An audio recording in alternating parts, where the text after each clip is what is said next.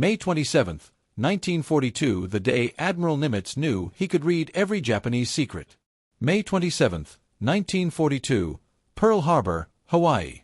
The clock on the wall of Admiral Chester Nimitz's headquarters showed 0800 hours. Lieutenant Commander Edwin Layton stood before his commander with a folder that contained intelligence so precise, so specific, that it would seem impossible to anyone outside that room. "The Japanese are coming to Midway," Layton announced. "They will approach from the northwest on bearing 325 degrees.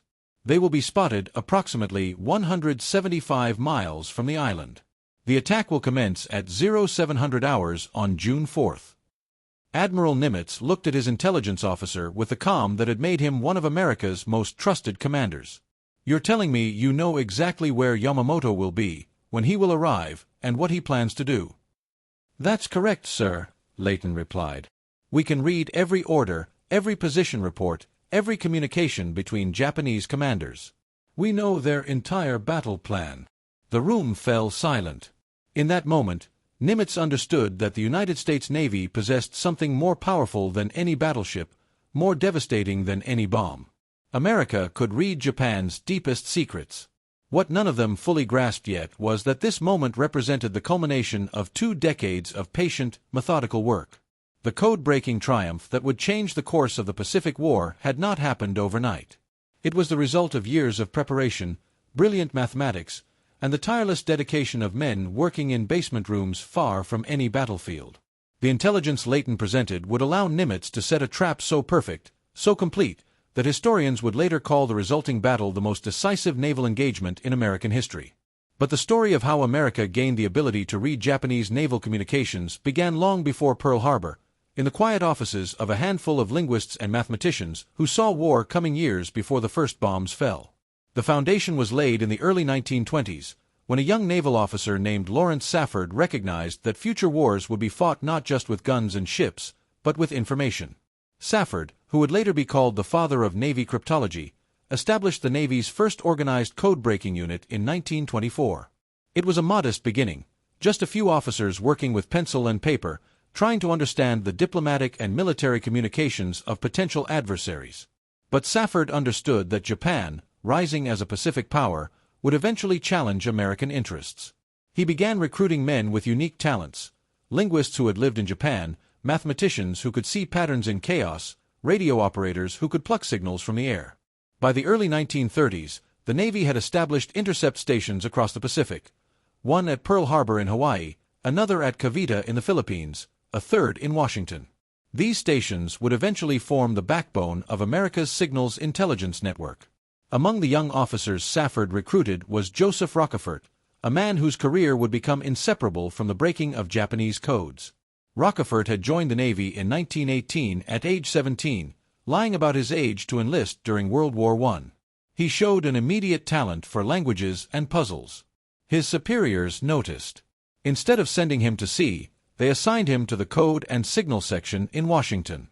There, working with the Navy's earliest cryptographic efforts, Rockefort discovered his calling. In 1929, the Navy sent Rockefort to Tokyo to master the Japanese language. For 3 years, he lived in Japan, studying not just the language, but the culture, the military structure, the way Japanese officers thought and communicated. It was during this assignment that Rockefort met another young officer who would prove crucial to the coming war, Edwin Layton.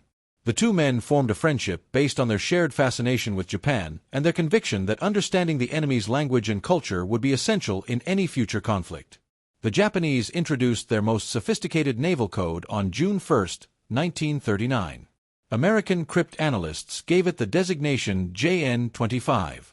JN simply meant Japanese Navy. The 25 indicated it was the 25th Japanese naval system the Americans had identified. This was no simple substitution cipher. JN-25 was an enciphered code, a two-step system that made it extraordinarily difficult to break. First, Japanese operators would look up words and phrases in a codebook containing approximately 33,000 entries. Each word or phrase was represented by a 5-digit number group. But the Japanese didn't transmit these numbers directly. They added a second layer of security by using additive tables. The operator would take the 5-digit code group, then add another 5-digit number from a separate book, creating a third 5-digit group that bore no obvious relationship to the original. This additive changed regularly, sometimes as often as every few months. To read a message, American cryptanalysts had to strip away the additive, then match the resulting code groups to their meanings in the codebook. By late 1940, American and British cryptanalysts working together had made progress against JN25. They understood the structure of the system. They had identified perhaps 10% of the code groups, approximately 3,800 out of 33,000. But their work was painstakingly slow. With only a handful of analysts and limited intercepts to work with, full penetration of the code seemed years away. Then, on December 1, 1940, the Japanese introduced a major change. They implemented an entirely new codebook, which cryptanalysts later designated JN25B. Every code group meaning had changed. The cryptanalysts had to start over. They began the slow work of rebuilding their knowledge, identifying code groups one by one through traffic analysis, through guessing at common phrases, through brilliant deductive work. By October 1941, they were making progress again. Perhaps 1,500 code groups had been recovered. Hopes were rising that by the following spring, they might be reading current traffic with reasonable comprehension. Those hopes suffered a setback on December 4, 1941. Just 3 days before the Pearl Harbor attack, the Japanese changed their additive tables to a new system designated Additive 8. While this was not as catastrophic as a complete codebook change, it still meant the cryptanalysts had to recover the new additives before they could read messages. The process would take weeks. When Japanese aircraft struck Pearl Harbor on December 7, 1941, the codebreakers felt the attack as a personal failure. They had been working on JN25 for over 2 years. If they had achieved better penetration earlier, if the December 4th additive change hadn't temporarily blinded them, might they have detected some indication of the approaching attack force? The question would haunt them, particularly Joseph Rockefeller, who had been assigned to take command of Station Hypo at Pearl Harbor in June 1941. In the basement of the 14th Naval District Administration Building at Pearl Harbor, a transformation began. The building sat near the submarine base, an unremarkable concrete structure that few people paid attention to. In its basement, down a narrow stairway past security checkpoints, was a room that would become the nerve center of the Pacific War. Station Hypo, 60 feet long, windowless, illuminated by harsh fluorescent lights that hummed constantly. The air conditioning fought a losing battle against the heat generated by IBM tabulating machines and the bodies of dozens of analysts working around the clock. This was where Joseph Rockefeller and his team would wage their war. Rockefeller was an eccentric commander by any standard. He often worked 72-hour stretches without leaving the basement. He wore a smoking jacket and slippers because the air conditioning made the room frigid at night. He went days without shaving. He chain-smoked and drank coffee by the gallon. But he demanded excellence from himself and his team. He had handpicked many of them. Thomas Dyer, a brilliant cryptanalyst who would prove instrumental in breaking JN25 and who had developed procedures for using IBM machines to process encrypted messages. Alva Laswell, a Japanese language expert who had studied in Tokyo and could understand the nuances of military communications. Ham Wright, a cryptanalyst who worked closely with Dyer on the most difficult code groups. Joseph Finnegan, a mathematician whose work on date-time groups would prove crucial, and dozens of enlisted men, many of them musicians from the band of the USS California, which had been sunk at Pearl Harbor. These men had nowhere to go, so they were assigned to Hypo. Many proved to have the mathematical and analytical minds needed for code-breaking. Rockefeller believed that musicians who could read sheet music possessed pattern recognition skills that translated perfectly to spotting recurring number groups in encrypted messages. The work was tedious beyond description. An intercepted message might contain 200 5-digit groups. Each group had to be processed. First, strip away the additive if it had been identified. Then attempt to match the resulting code group to its meaning. With 33,000 possible meanings and only a few hundred identified at the start of 1942, most of the message would remain gibberish, but sometimes they would get lucky. A code group for a ship name here, a location there, perhaps a date, though those were super-enciphered with an additional layer of security. From these fragments, the analysts would try to piece together meaning, what ships were being discussed, where they were going, when they would arrive. Traffic analysis helped fill in the gaps. Even if you couldn't read the messages, you could learn much from who was sending to whom, how often, from what locations. When radio traffic suddenly increased between certain commands, it suggested an operation was being planned. When a ship's call sign went silent, it meant the vessel was maintaining radio silence, probably because it was approaching a target. The breakthrough began in late December 1941, just weeks after Pearl Harbor. Station CAST in the Philippines made the first progress on the new additive system. They shared their findings with HIPO and with the codebreakers in Washington. The cooperation between stations would prove essential, though it would later cause bitter bureaucratic conflicts. By January 1942, Rockefeller's team was reading parts of JN-25B. Not complete messages, perhaps one word in 5, but it was enough to begin understanding Japanese intentions. They learned that the Japanese were planning operations in the South Pacific. In February, they detected preparations for an attack on Port Moresby in New Guinea. In March and April, as Japanese forces swept through Southeast Asia and the Dutch East Indies, the codebreakers tracked their movements, providing Nimitz with intelligence that allowed him to position his forces for maximum effect. The work was exhausting. Rockefort and Dyer alternated 24-hour duty watches that often extended to 36 or even 48 hours straight. The basement room became their universe. They ate there, slept on cots there, worked there until their minds were numb. When they did manage to sleep, they often dreamed in 5-digit number groups. The IBM machines clattered constantly, sorting punch cards, looking for patterns. The machines could process in hours what would take humans weeks, but the machines could only find patterns. Human intelligence was still required to interpret them, to make the intuitive leaps that separated useful intelligence from noise. By April 1942, HIPO was reading approximately 20% of JN-25B messages. This was remarkable progress achieved in just 4 months. More importantly, they were reading the right 20%. They had identified code groups for ship names, for locations, for military units, for common phrases used in operational planning. When a message came in discussing an upcoming operation, they could often determine what, where, and approximately when, even if large portions of the message remained unreadable. This was the situation when, in late April 1942, the analysts began detecting references to a major operation planned for early June. The target was identified by a code group that appeared frequently in the intercepts, AF. The question that would define the next month was simple but critical. What did AF represent? The cryptanalysts had determined that the letter A seemed to designate locations in or near the Hawaiian Islands. They had seen AH used for Oahu. AF might be another location in that general area. Geography and logic suggested Midway Atoll. The tiny island sat 1,000 miles northwest of Honolulu at the far end of the Hawaiian chain. It was strategically important. If Japan took Midway, they would have an advanced base from which to threaten Hawaii itself. But other analysts, particularly those in Washington, disagreed.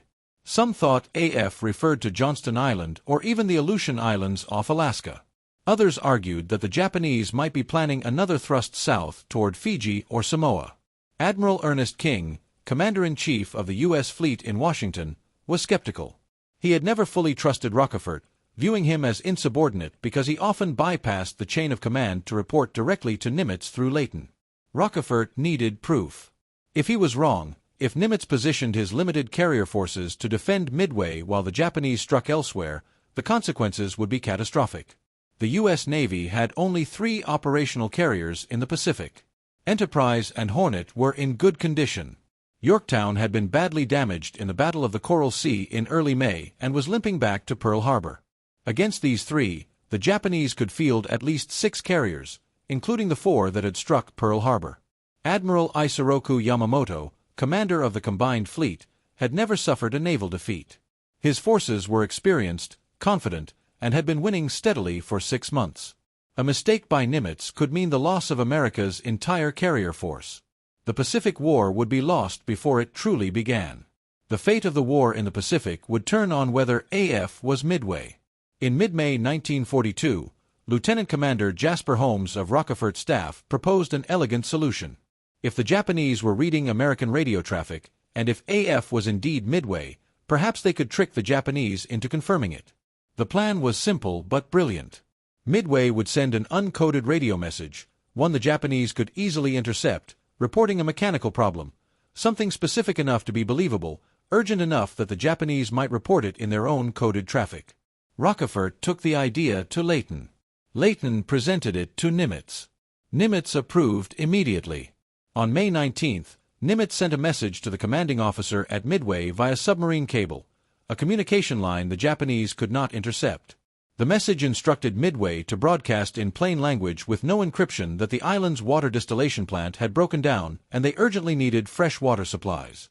On May 20th, the message went out from Midway. Rockefort and his team waited anxiously. Would the Japanese take the bait? 2 days later, on May 22nd, Station Hypo intercepted a Japanese intelligence message sent from Tokyo to multiple commands. It stated that AF was reporting a water shortage and would need to transport additional water for the upcoming operation. The room erupted in controlled celebration. AF was Midway. There was no doubt now. Rockefort immediately sent word to Leighton. Leighton briefed Nimitz that same day. The commander of the Pacific Fleet now knew with certainty where the Japanese would strike. But knowing the target was only the first piece of the puzzle. Nimitz needed to know when the attack would come and in what strength. Through the last week of May, Hypo worked around the clock. Every intercepted message was attacked with desperate intensity. They needed the date.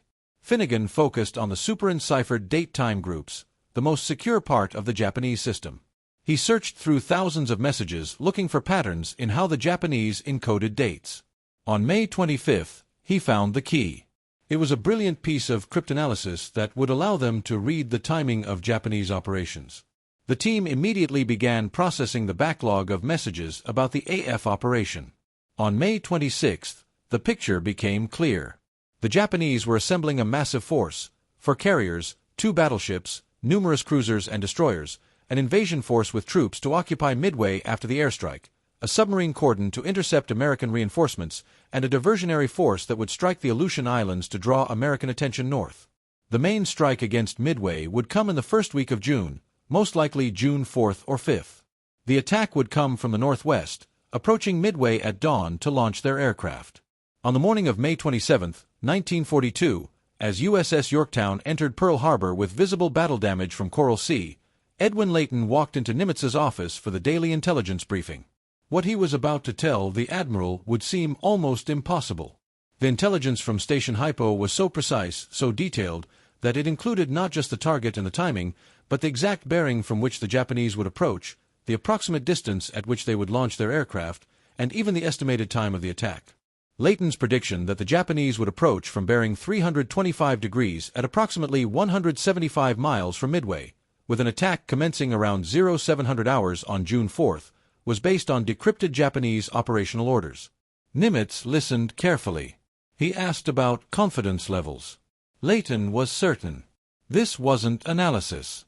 This was reading the enemy's plans directly from their own communications. Nimitz made his decision. He would position his carriers northwest of Midway, where they could ambush the approaching Japanese force. The Japanese didn't know that American codebreakers had penetrated JN-25. They expected surprise. Instead, they would be the ones surprised. But Nimitz faced a problem. USS Yorktown, damaged at the Coral Sea, sat in dry dock at Pearl Harbor. Navy inspectors estimated the carrier would need 3 months of repairs before she could return to service. Nimitz gave them 3 days. He needed every available carrier for the coming battle. 1,400 civilian workers from the Pearl Harbor Naval Shipyard swarmed aboard Yorktown. They worked around the clock, cutting and welding, replacing damaged sections, patching holes. The shipyard implemented rolling electrical blackouts across Oahu to provide power for the welding equipment. 72 hours after Yorktown entered dry dock, she steamed out of Pearl Harbor, repair crews still aboard, to join the task force assembling north of Midway. On June 3, 1942, American patrol aircraft spotted Japanese ships approaching from the west. On the morning of June 4th, exactly when Leighton had predicted, radar operators on Midway detected aircraft approaching from the northwest. At 0702 hours, just 2 minutes after Leighton's predicted time, Japanese aircraft struck Midway. But the American carriers were not at Pearl Harbor as the Japanese had expected. They were positioned northeast of Midway, waiting. When Nimitz received the first contact reports that morning, he remarked to Leighton that his prediction had been off by only 5 minutes, 5 degrees, and 5 miles. It was one of the most accurate pieces of tactical intelligence in naval history. The Battle of Midway raged from June 4 through June 7, 1942. American dive bombers caught 3 Japanese carriers, Akagi, Kaga, and Soryu, with their aircraft being rearmed on deck. Within minutes, all 3 were burning and would later sink. The 4th carrier, Hiryu, launched a counterattack that damaged Yorktown, but American aircraft found and destroyed Hiryu that afternoon. In exchange for Yorktown and the destroyer USS Hammond, which was torpedoed while assisting the damaged carrier, the United States Navy had sunk all 4 Japanese fleet carriers that had struck Pearl Harbor. The Japanese lost approximately 290 aircraft and 3,057 men. The Americans lost 145 aircraft and 307 men. More importantly, Japan lost 4 experienced carrier crews, pilots, mechanics, and support personnel, who could not be replaced.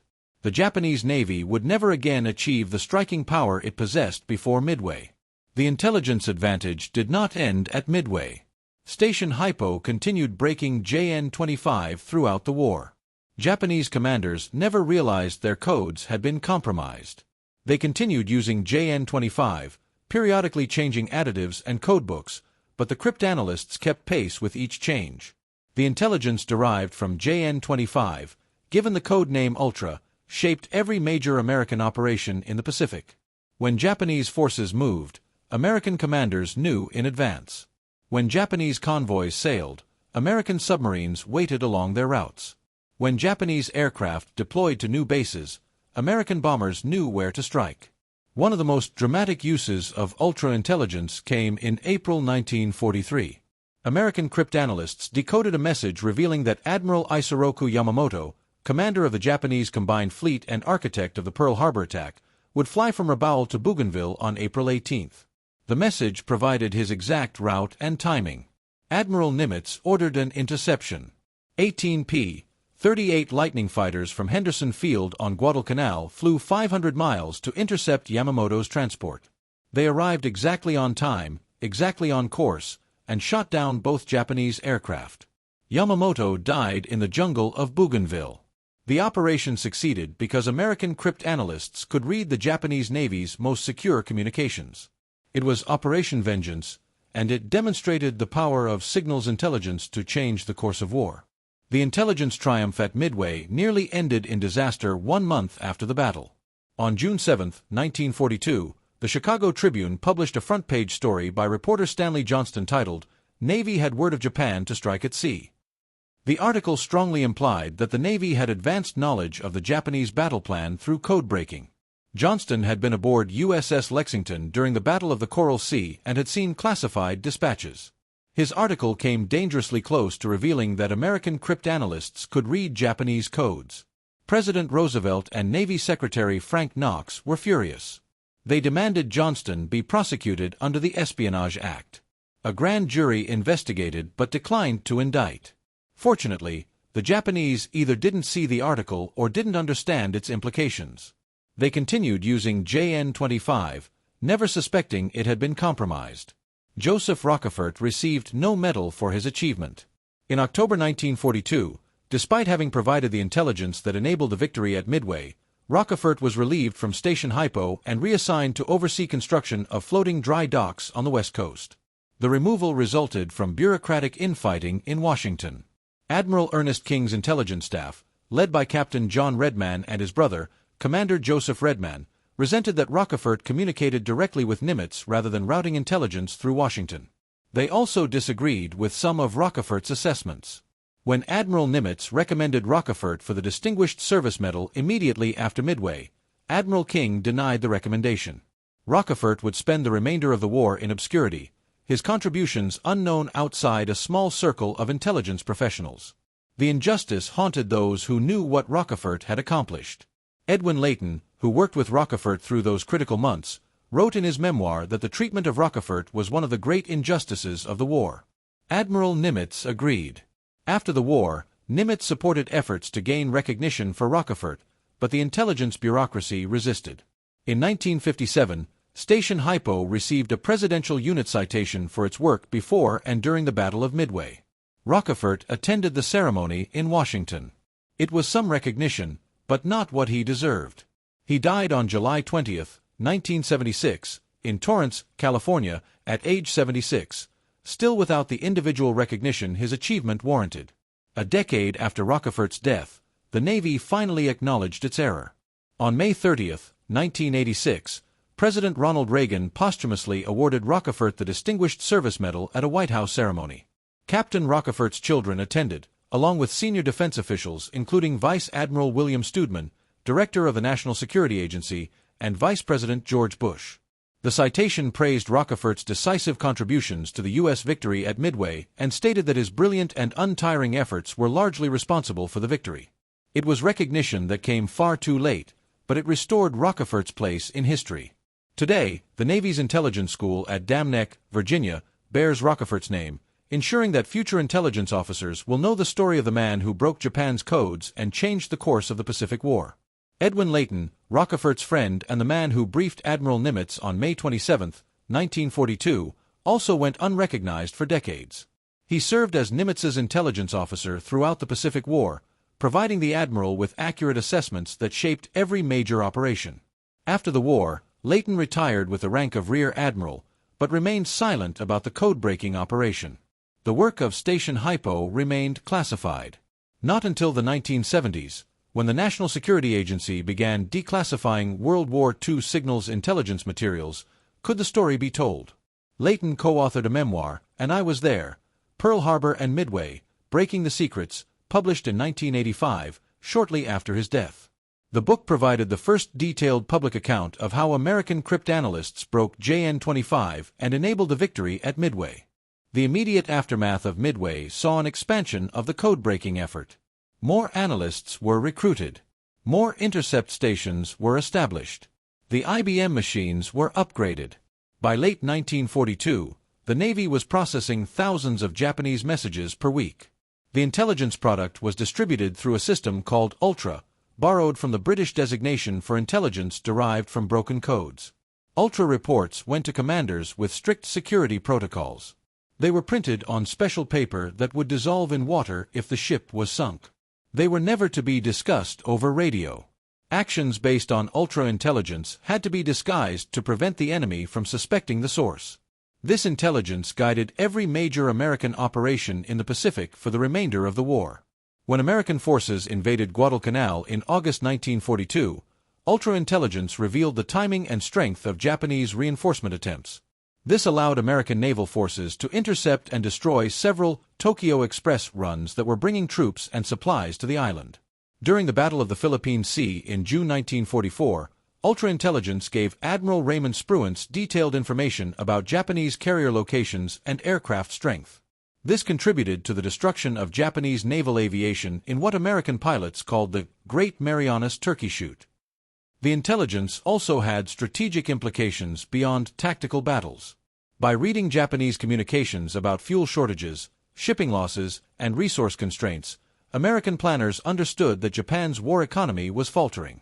This influenced decisions about which islands to invade and which to bypass. It guided the submarine campaign that strangled Japanese commerce. By 1944, American submarines armed with ultra-intelligence were sinking Japanese merchant ships faster than they could be replaced. Japan's island garrisons were being starved of supplies. The home islands were running short of oil, rubber, and other critical resources. The psychological impact on Japanese commanders, though they didn't know the source of their problems, was significant. They began to believe that American intelligence was almost supernatural in its accuracy. How else could the Americans always be in the right place at the right time? How else could they anticipate every Japanese move? This belief led to paranoia and second-guessing. Japanese commanders became reluctant to commit to operations, fearing that somehow the Americans would know in advance. This defensive mindset, combined with the actual material losses Japan had suffered, meant that after Midway, Japan never regained the strategic initiative. The code-breaking effort also influenced Allied strategy in the broader war. The intelligence from the Pacific was shared with British and American planners working on the European theater. The techniques developed by Station Hypo influenced the work at Bletchley Park, where British codebreakers were attacking German Enigma codes. There was a cross-pollination of ideas, methods, and technologies. The experience gained in breaking JN-25 informed post-war cryptanalysis work that would become essential during the Cold War. The impact of signals intelligence on the Pacific War can be quantified in several ways. The number of Japanese ships sunk based on ultra-intelligence ran into the hundreds. The number of American lives saved by avoiding ambushes and preparing for attacks is incalculable. The strategic advantage gained by knowing Japanese intentions and capabilities shortened the war by months, possibly years. Some analysts have suggested that without the intelligence breakthrough at Midway, the Pacific War might have dragged on until 1946 or even 1947, with correspondingly higher casualties on both sides. But perhaps the most significant impact was psychological. After Midway, American commanders fought with confidence. They knew that Japanese moves would rarely come as a surprise. They could plan operations knowing that intelligence would warn them of Japanese countermoves. This confidence permeated down through the ranks. American sailors and airmen went into battle knowing that their commanders had good intelligence about what they would face. This knowledge boosted morale and fighting effectiveness. The Japanese, conversely, fought with growing uncertainty. Their plans kept failing in ways they couldn't explain. Their intelligence services couldn't penetrate American communications with the same success that Americans penetrated theirs. This intelligence imbalance contributed to Japan's eventual defeat as much as any material factor. The story of Station Hypo and the breaking of JN-25 is ultimately a story about the power of information in modern warfare. It shows that wars are won not just by brave soldiers and powerful weapons, but by analysts working in basement rooms, by linguists translating intercepted messages, by mathematicians finding patterns in chaos. The decision by Nimitz to trust Rockefeller's intelligence, to commit his carriers based on decrypted messages, represents one of the great acts of command courage in military history. He was willing to risk everything on information that many of his peers considered too precise to be believable. His trust was vindicated by the greatest American naval victory of World War II. The lesson for future generations of military and intelligence professionals is clear. Intelligence is not an accessory to military operations. It is fundamental. A commander with good intelligence can make decisions that commanders without such intelligence cannot match. Resources invested in intelligence collection and analysis pay dividends far beyond their cost. The few hundred people working at Station Hypo, with their IBM machines and their language skills and their mathematical brilliance, contributed more to the Pacific War effort than many combat units 10 times their size. They didn't fight with guns. They fought with information, and information, in the hands of commanders wise enough to use it, proved to be the most powerful weapon of all. Their story stands as testament to the power of intelligence, to the importance of preparation, and to the courage of commanders willing to act on information even when conventional wisdom suggested caution. On May 27, 1942, Admiral Nimitz learned he could read every Japanese secret. 1 week later, he used that knowledge to win the Battle of Midway. The war in the Pacific would continue for 3 more years, but after Midway, the outcome was no longer in doubt. Japan's naval power was broken. America's industrial might would prevail. And it all began with a handful of analysts in a basement room in Hawaii who cracked the uncrackable code and gave their commander the power to see the future.